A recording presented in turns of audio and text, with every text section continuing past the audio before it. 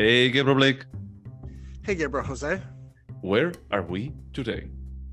I am in San Francisco. Where are you? I'm in Chicago, but pretty soon we're going to be like ringing the year goodbye together. We're going to celebrate New Year's together in Palm Springs with our partners. Yep. I'm And super the excited. and the funny thing is that probably this podcast doesn't come out until February, so it's fine. It's like we can keep like just personal information because people are not going to be like hearing about it. They cannot But target. our listeners will know that we had a heated pool 6 weeks ago in Palm Springs. Yep, yep. Like one of the best ways to just say goodbye to the year. But for now, what did we say goodbye to, or what do we say hello to? What did we watch? So this week it was your choice, and you chose a film by Buñuel. Good. The Exterminating Angel. Yeah. And And why did you pick this, Jose? Why? that's a good question. I think that we're coming from watching Saltburn. There was a bit of a depiction of high class people, and how like a person from a different class was relating to them, or how we're like interacting with them. And it made me think that this is a movie that I have in the to watch list for a very long time. So I was curious. It just triggered it, like, this movie could have been more absurd. It could have been more surreal, even. Shall I just go with it? So I watched this film weirdly with a brand new friend I have. He's so cool. I think he's the new Jose in San Francisco. Okay. But he's not that into films, so I was trying to explain it. You see, the rich can't function without the poor.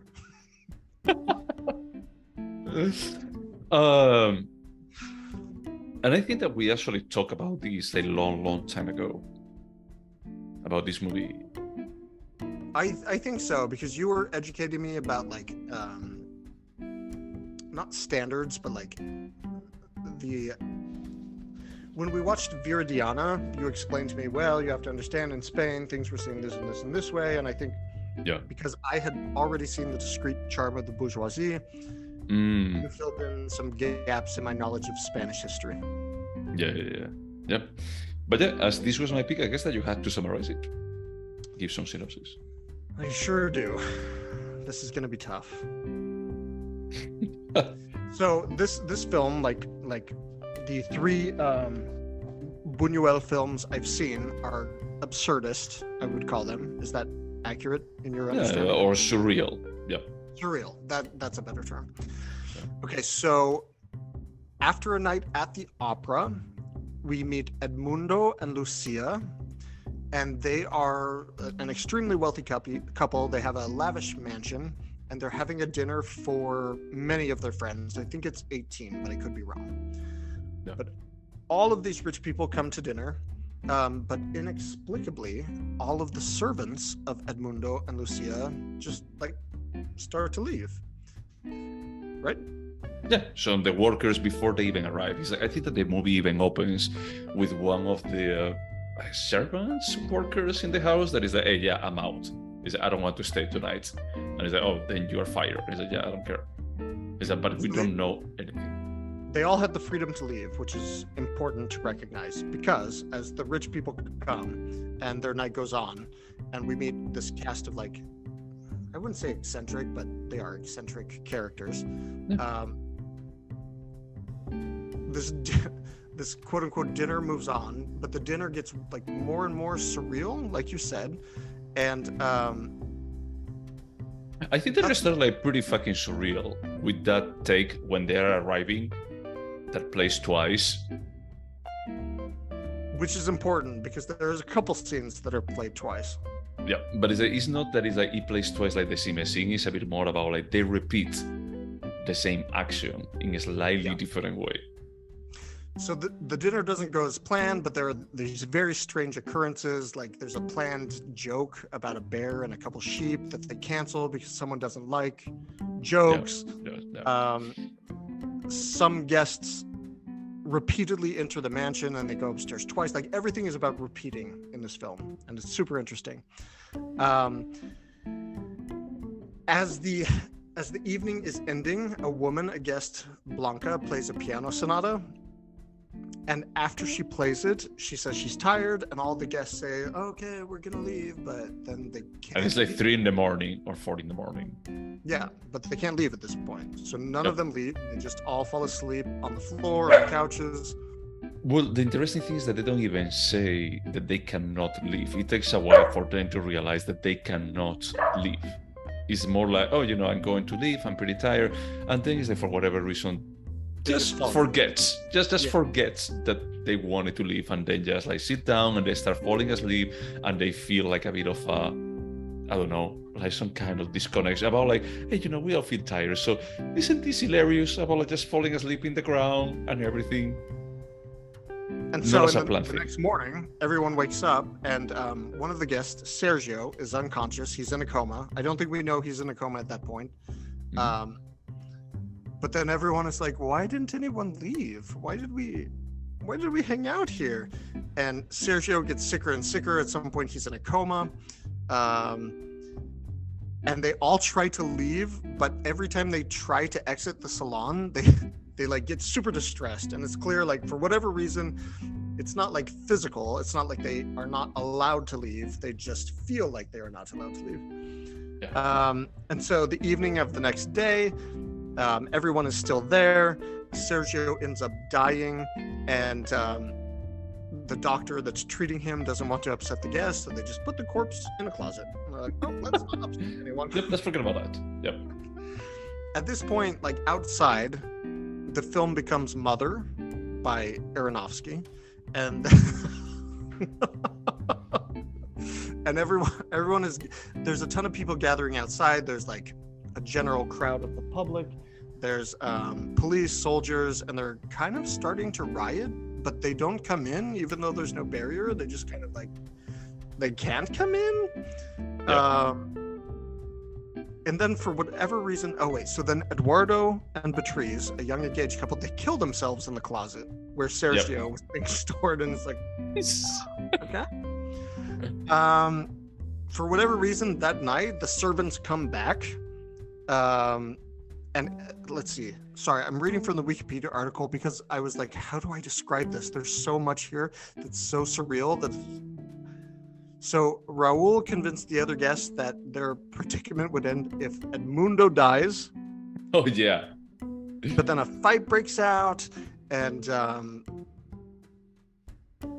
Edmundo offers to take his own life. Like some kind of Jesus Christ, I will sacrifice for your sins. Yeah, he has a Messiah complex, and then at some point they all go to a church for a funeral, and they realize none of them can leave the church. Oh, but one thing that you have missing there is that they can eventually leave the room. What they do is actually they replicate the situation that they have with the girl, with Blanca, like playing the piano. Yeah, she plays the sonata again, and it turns out everyone can leave after they repeated the same piano piece and the same toast.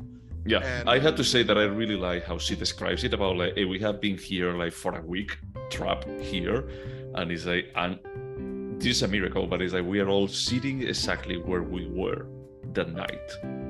So it's like they replicate like what happened, and then I don't know if they convince themselves that they can leave, but they can leave. And the movie actually closes with all of them. They go to church, and then everyone that is in church, not only them, they cannot leave the building. They cannot leave. And then there's another crowd, another riot, and a whole bunch of sheep come in. Yep. And then there's like a massacre. They're feeding them. They're feeding them. It's just send the sheep. It's as if Buñuel really was like, if you don't get it, we're gonna put actual sheep next to the human sheep. We're not subtle in our metaphors. Well, I'm not completely sure, if it's so much about that or if it's actually like the religious connotation. Of a sheep led to slaughter, or a sheep being as clean as Jesus. Both? Yeah, and then being sacrificed for the sins of the rich, that it actually is contagious to the not so rich. Because even in church, it's like, hey, not everyone is rich, but they are sitting on the first rows. That is what the rich used to do. Okay, I missed that part of the metaphor, but everything else I think I understood. Yeah, at the end, it's a bit of a. I was thinking about a bit about Bergman. That is this is how terror cinema from the perspective that is I don't think that he really cares if people get it.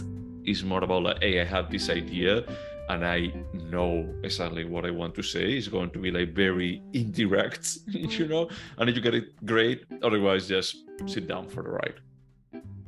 Let me ask you, as a Spaniard, when this came out, and I'm well aware you were not alive when this film came out, did Spanish people, quote unquote, get it?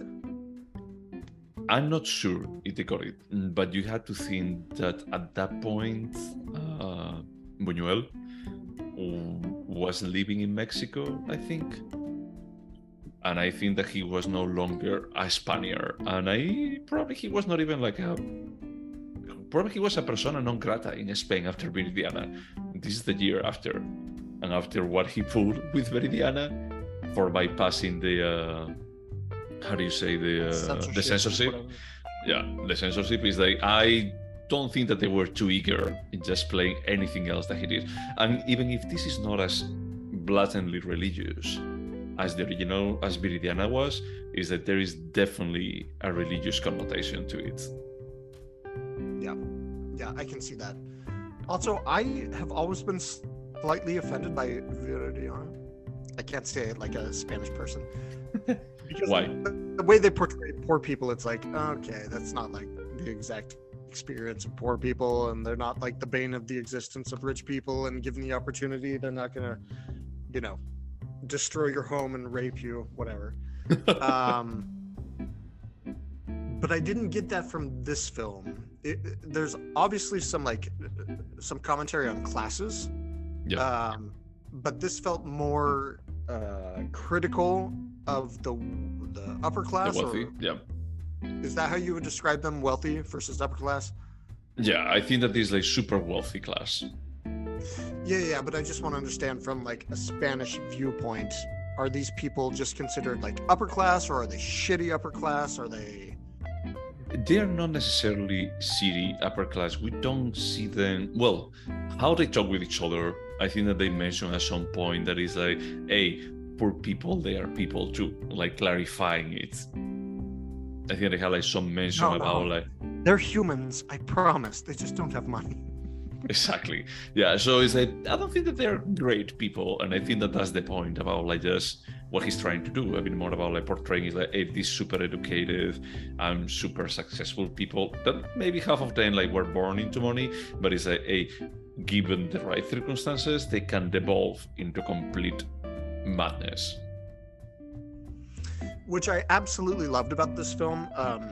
I think we were saying just before we started recording, we commented on the discreet charm of the bourgeoisie, which I haven't seen it in years, but I think it's a masterpiece. I got that feeling from this film. It's so uncomfortable and so unexpected and so weird. Honestly, we were talking about Yorgos Lanthimos, who's very surreal and very unexpected, and I felt like, oh, this is super interesting. And I thought, oh, this is where Aronofsky got Mother. You think? You don't see the influence between this film and Viridiana? Sorry, this film and Mother, or this film and Viridiana? Between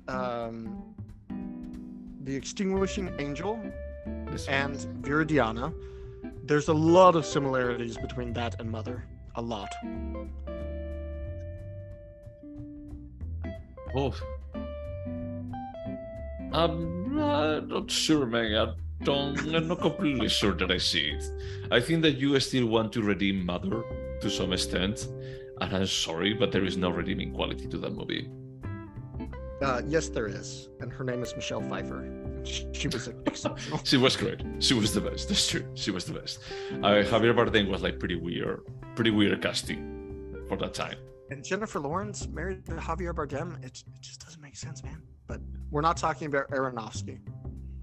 Well, we always talk about Aronofsky one way or another, because we cannot let him go. No, I don't see like too many similitudes, or I cannot think about it, and I'm not going to be rewatching Mother for confirming that. I'm just telling you. That's not up to you. When it's my choice, I pick the film. That's Can you the end of our imagine if I friendship. made you watch Mother twice? Fuck. And just thinking about it, just thinking how I felt about that opening night. No, I'm sorry. You're welcome for taking you to that. No, it's okay. No, but I think that there is like a lot of influence. You know, it's like I was even like trying to think about movies where people cannot leave a space. You know, and I was trying to think, is this the first time that we have a concept like this? I was thinking about like that John Cusack movie. I don't know if you remember that they're in a motel and they cannot leave the motel. It's like 1401 or 1407, something like that. Identity, 2003. Oh, interesting. Remind me the big twist. All of that's in one person's head who has multiple personalities. Yeah, and it's not even like one of them. It's basically like each one of them is the personalities, and they start dying one after another. And spoiler alert for a movie from 2003 that I highly doubt that we will ever talk about. There was a show recently that I think you may have recommended to me, where all these high schoolers go on a trip. Yellow and Jackets. they fall asleep. Oh, that's Yellow Jackets? Sorry, no, repeat. It started like that. These high schoolers are leaving on a trip, but they fall asleep. Everyone falls asleep, and at midnight they're woken up and they say, the road's closed, you have to go home. And they take all the kids home, and then every road out of the little town is they try to go down it, and the road doesn't let them leave. So it's just in a completely abandoned town with a bunch of like 15-year-olds running the show, and it's like Lord of the Flies. I don't think that I watched that. I wonder what that was. I thought you recommended it to me. It doesn't sound familiar, honestly. But it is an interesting question about like film, plays, television, about, well, Lost might be one. Fair, that's fair. But it's more about like Lost, they are like physically constrained. They cannot leave the island. You know, it's true that the island has more stuff, but it's like they cannot leave. In this case, it's the psychological idea of you are trapped here.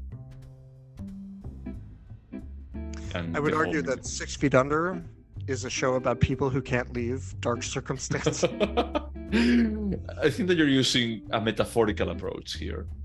So the show I'm talking about is The Society, and it says when everyone else vanishes from their wealthy town, the teen residents of West Ham must forgive their own society to survive. They literally, like, they try to drive down roads they've known their entire lives, and the roads end. Can't leave. Never heard of it. Yeah. But it wasn't nearly as interesting as this film, and it's not that I didn't want to watch this film, but I wasn't convinced that it was going to be super good. But when I watched it, I was like, this is Buñuel. Like, nobody does this like him. Nobody. And that's why I want to watch The Discreet Charm of the Bourgeoisie again. You want to compare them to see, because thematically they are slightly different, they're slightly similar. They're very similar in my mind. And again, it's been years since I've seen The Discreet Charm. It was it was this film, but more polished. No, it was 10 years later. So, what was I going to say? I was watching. So, like, the main actress of Viridiana is one of the characters here, and this is a complete, how do you say, like a choral movie? Is that there is no like a single like main character? You know, is that all of them? I would say that they have more or less like a similar presence on the screen. Some of them they have like a tiny bit more, like I guess like the host of the party, but just a tiny bit more, because I think that the brother and sister may have as much presence on the screen as them. That's a good point. Like, everyone shares about the same amount of screen time. Yeah, because I think it's not so much about like character development, about like, well, it's about like character degeneration, but it's not so much about like I want to know how did they grow up and blah blah blah. It's like it's not about like the background. It's about like they are rich, they are entitled to some extent, The situation sucks, they cannot explain it, and instead of trying to work together and maintaining like a specific standard, they start deranging completely. But the main actress from Viridiana is the Valkyria here. Oh, the one. Valkyrie? Yeah, the Valkyrie. That is a supposedly have sex with the host. We think, but we don't know. Yeah. It's left to the But, imagination. you know, there's something that happens that stops her from having sex, right? We don't know what it is. Is that she's supposed to be a virgin? And that's like the part that I was thinking is that, oh, is this also about Virgin Mary? Is there another more like religious mention here? It's almost like we are going to be committing like some of the capital sins of Catholicism. We're going to be eating the sinless lamb. We're going to be having sex. We're going to be committing murder.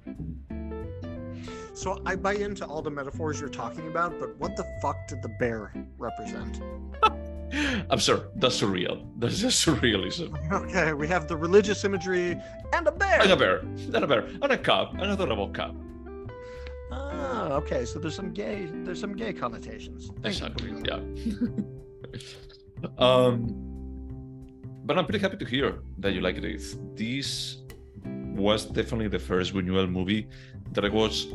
I remember being mind blown about it. Yeah, probably it was like 23, 24 years old, and I remember saying like, "Holy shit, this is good." Yeah, I remember. So I started watching this, and I have some prejudice against black and white films because I'm like, oh, this isn't as sophisticated or deep or whatever as cinema today. But as I was watching it, I was like, oh fuck, no, Buñuel has something to say, and he's gonna like make you hear what he wants to say, and regardless about whether or not you like it, it's interesting. It's super interesting, and I want to be clear, I liked it a lot. Yeah, glad to hear. And I like the first one that I watched. It was Belle de Jour. I don't think I've seen that one. With Catherine Deneuve, like super young Catherine Deneuve. Well, she's like a. Well, but this was it's French. Yeah, Belle de Jour. Yeah, he also directed in Paris. Well, in France, like the discreet charm of the bourgeoisie. Wait, that was a French film? I think so, dude. I don't remember. It's been like 15 years since I've seen that film. I think that it was. But Belle de Jour, I remember like just being mind blown from the perspective that is that hey, this is a woman from high class that has everything, and during the day she becomes a prostitute because she's bored. My God. So I like how she deconstructs a lot of the high class. It's like he had like a focus on, I want to fuck them up. I want to put them in very uncomfortable situations or challenge like religion and other social constructs. Would you say that Isabelle Huppert is the new Catherine Deneuve? I think that she's darker than Catherine Deneuve. But I mean, she's in some pretty fucked up shit. Like that Leos Carax film, Pola X, she has sex with her son in a very graphic way. That's Isabelle Huppert level. I don't think that it was that one. I think that you told me about it. But I didn't watch it. It's a very interesting film. I would say it's worth watching once. I'm not going to say it's good or you'll like it, but it's interesting. That's her. I have the feeling that when Catherine Deneuve picks that kind of roles, I think that she thinks more about like what. No, because she also did a Dancer in the Dark. I was going to say is that she goes more for the. I think that there is some meat behind this, and I think that Isabelle Huppert is more about like, I want the most shocking and disturbing shit that I can find. But I was thinking. I take umbrage with this because you don't partner with Haneke just to be like, oh, there's some fucked up shit. You're like, no, this is fucked up intellectual shit, and I want. Yeah, I was thinking about that later, and I was saying like, yeah, it's not all is not L. It's not about like the shock You've value. done meatier things than L, and you love to hate L. Yeah. Okay, that's fair. Yeah, I can see that. I think that the threshold that both of them like mark for themselves probably was a bit further for Isabelle Huppert. I think Catherine Deneuve is classier, but I think she's done just as much fucked up shit, just like the 60s and 70s version of. Oh, you mean like shit. Repulsion?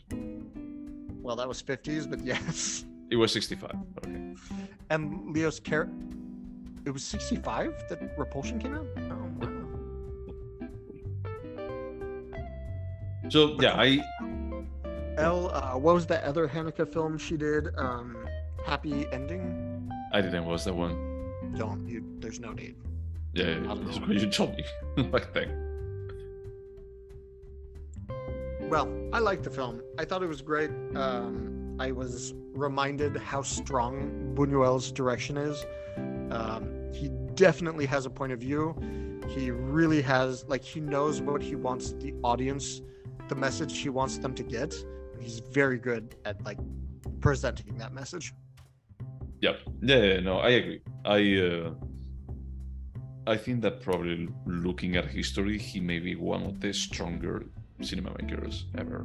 Filmmakers. Yeah, it kind of blew my mind. Like, I knew he was a good director. Every time I watch something of him, it's like, oh God, no, he knows what he's doing. Yeah. But when I watched this, I was like, fuck. It reminded me a lot of that film you like, the British film, The Servant. The Servant, yeah. Which was also an incredibly strong film that had something to say about classes. I don't know what it was trying to say, but it said something, and I heard it. Yeah, it resonated with you. No, I agree. I think that it's like the definition. Whoop. Everything's fine. It's fine. Okay.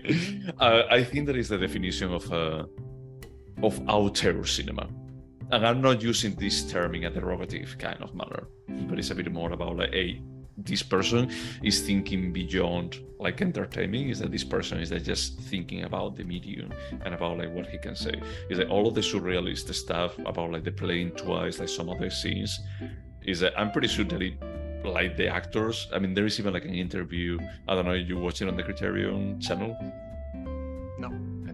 They had a couple of interviews with I don't know if the director of photography and this Valkyrie, and she was saying is like they were asking us about like, hey, just enter the building twice, and we're asking like, why? Is that just do it?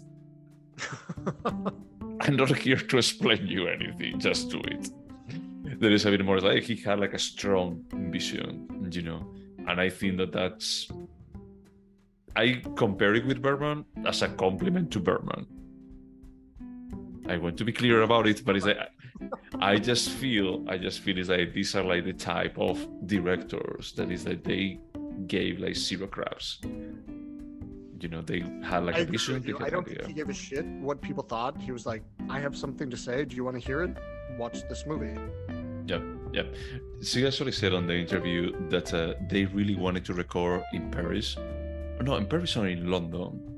I think that it was London.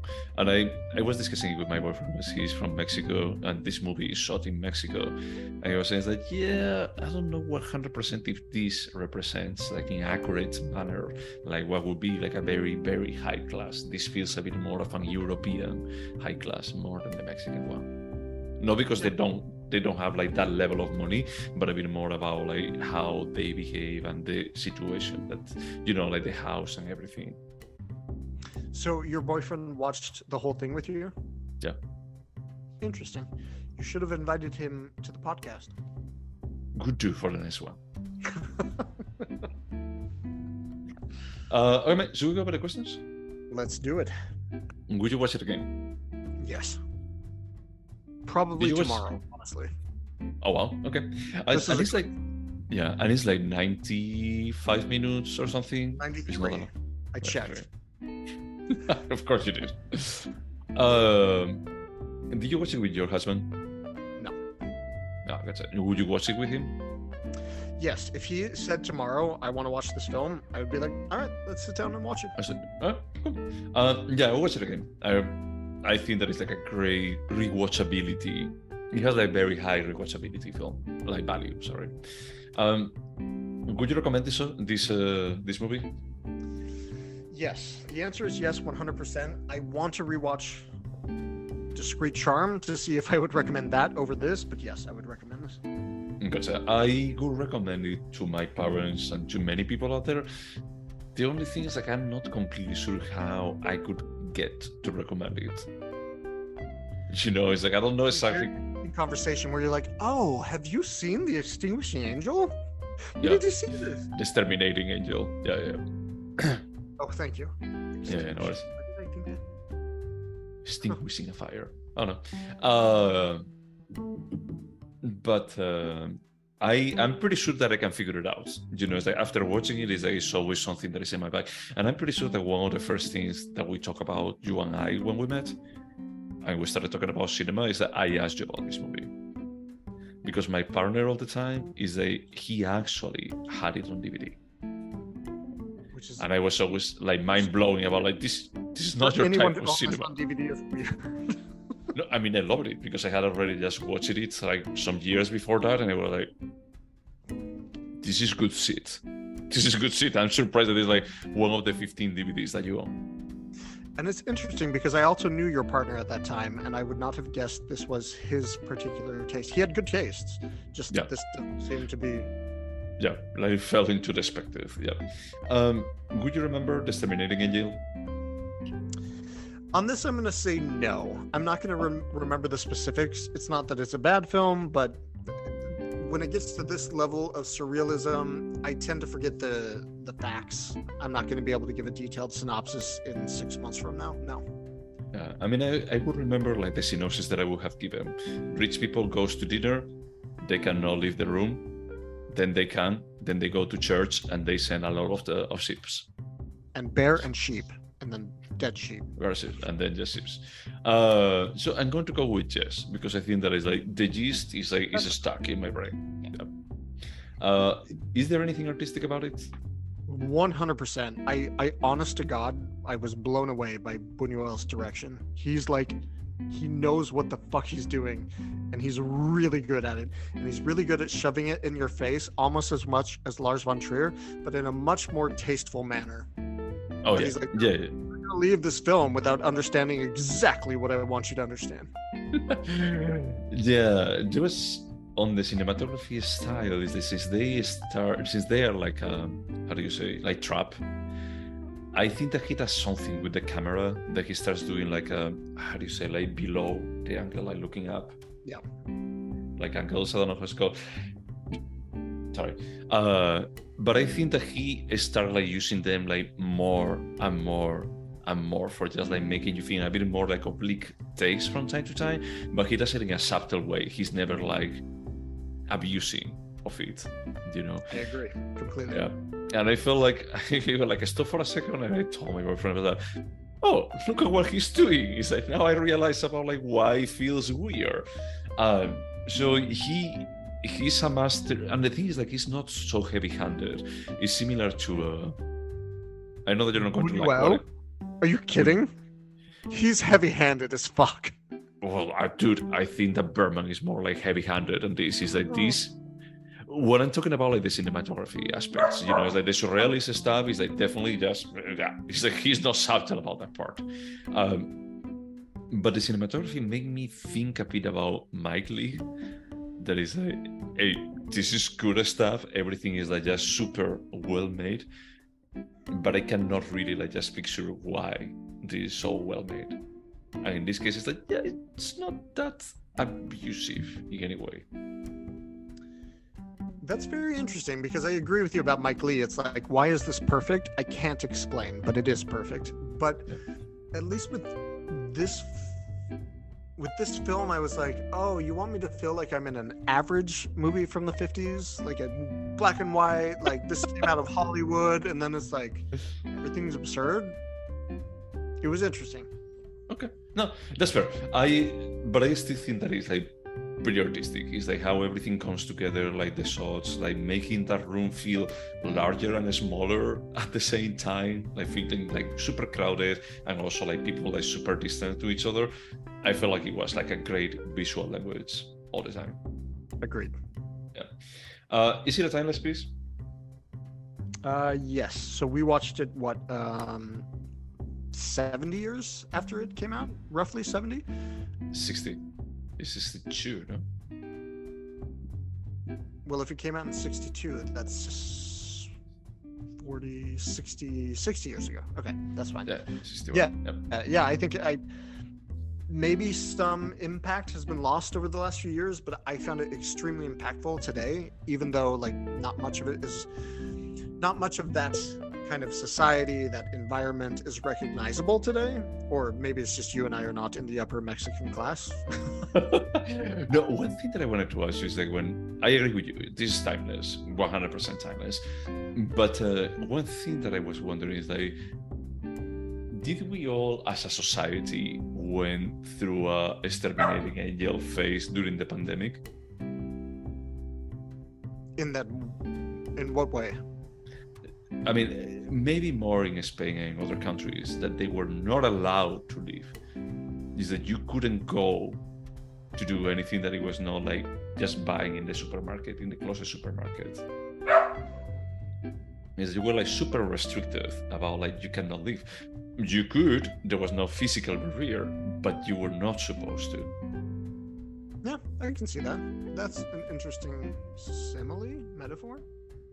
Yeah. And at that point, imagine that, for example, is that they call like the lockdown while you're like with all of these people. You say, you may want to make a call about like, do you want to stay in this? That is not a bubble I would have wanted to stay in at all. No, I agree. I fully agree. But they also mention is that, is this some kind of epidemic? Because they're even afraid that this is like a quarantine area that is a let's be careful. And actually, maybe even be true at the end. So I'm just saying that it's interesting.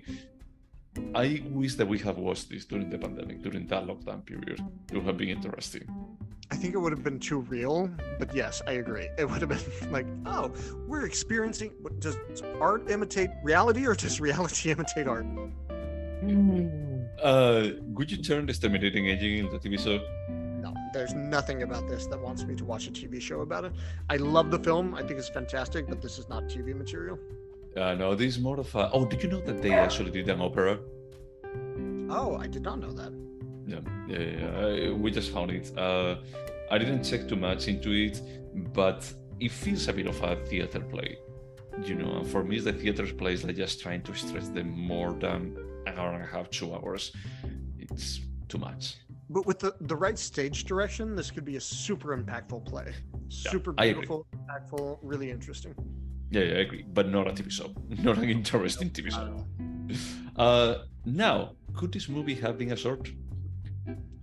No, you need to stew in that hot water for at least 90 minutes to like get like you're like, oh no, I was here and everything was normal, and all of a sudden everything is fucked up. You can't do that in a short, I think. It's interesting because I actually told my boyfriend that this is like a frog in boiling water situation. About like it's like it goes degrading until at the end it's like they're like just trying to kill one of them, as offering them as a sacrifice.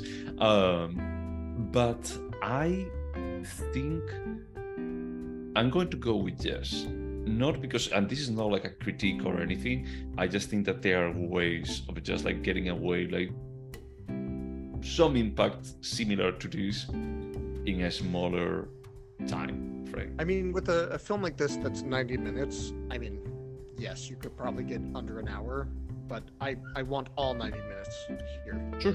Yeah. I mean, I'm not saying that this has filler. I just say that is that you can tell that story, like the gist of it, in less time. Not with the same results, but in less time. Yep. And do you think that this movie could have been better? I would not dare to suggest improving this film. Honestly, no. I have no idea. No. Yeah, I'm going to go with no. Is that this is a movie that I watched? How many times did you watch it? Once. Oh, this is the first time that you watched it? First time, yeah. I don't believe you. No, this is the first time I've seen this film. In fact, I think I've only seen 3 total Buñuel films, which is Discreet Charm, Viridiana, and now Exterminating Angel. I'm mind blown. I mean, I almost going to take it as a way of you not respecting my taste, like at the beginning of our friendship, because I remember like talking about this, about like, hey, this guy. I'm sorry, how many Ingmar Bergman films have you seen? Too many. So you're disrespecting my tastes? Too many, dude. Too many. No, I'm surprised. I'm just surprised. I watched it. This is probably the 3rd or the 4th time that I watch it, and it's still like the same kind of ROI. You know, it's like it's still like feel like pretty like this is good shit. This is like a really good movie, and I think that it's I'm really more, glad you made me watch it. Yeah, I would say that it's more easy to digest than Viridiana. Viridiana has like a lot of stuff that happens. This can be summarized. This is more like you're here for the ride. And both of them are like a boiling frog situation. But also, Angel doesn't make anybody the bad guy, where Viridiana is like, poor people suck. I honestly think that it's not about like if they're the good or the bad people. It's just saying that it's like, hey, all of those rich people in their high horses about like moral superiority, they're also garbage. When actually on the poors, it's like, hey, when you think on the Viridiana, it's like when you look at the poors and it's like, oh, they are just waiting for giving opportunities. They no, they're bastards. So everyone is a bastard. That's the message. Everyone. Or there's a bastard. Yeah, there is a bastard. But I think that it may be more palatable. We have to watch the Discreet Charm of the Bourgeoisie, but I think that this one may be like the easiest because there is not too much story. Yeah, the middle ground, but like there is not too much like going on. So we scored. Yes, this was your pick, so I have to score first, and I'm going to go with a solid 9. Oh, that's good. I'm going to be like cheating because I already checked my score for Viridiana, and I like this as much as I like Viridiana. So I will feel dirty scoring it more. But you like it the same amount? You think it's the same quality of film? Oh, interesting. Yeah. I mean, I'm mind blown for different reasons because I love like movies that they criticize religion so much. So it's like Viridiana, I think that I resonate a tiny bit more, but the Exterminating Angel, like just being like a theater play kind of thing, I loved it. So I'm going to go with an 8.5. All right. So we liked it the same amount, almost. Yeah, almost the same amount. Yeah, this is like a really, really good movie. I think that is like if we were to just like pull top 10, top 20 movies that we watch, this would be there. Oh, wow. Don't you think? Top 20? We've seen, what, at this point, almost 250 on the podcast? Yep. I'd want to look over the spreadsheet, but it wouldn't surprise me if it was top 20. Yep. Yeah. But yeah, so what are we watching this? So, after all of this talk about Buñuel, I'm choosing The Discreet Charm of the Bourgeoisie so that we can discuss this further next time in person in Palm Springs. That's true. All right, man. Looking forward to that. It's like, I love recording in person in a heated pool. We should do that. In the pool. Yeah. Fantastic. Yeah, with the dogs roaming around. 3 dogs, assuming they all dogs. Yeah. Let's see if they make it. Okay, man. Anything else to say about the Exterminating Angel? No, just watch it. It's great. It's really good. Yeah, and to everyone else out there listening to us, thank you so much for putting with us and get whatever vaccinations you're supposed to get. Okay, bye.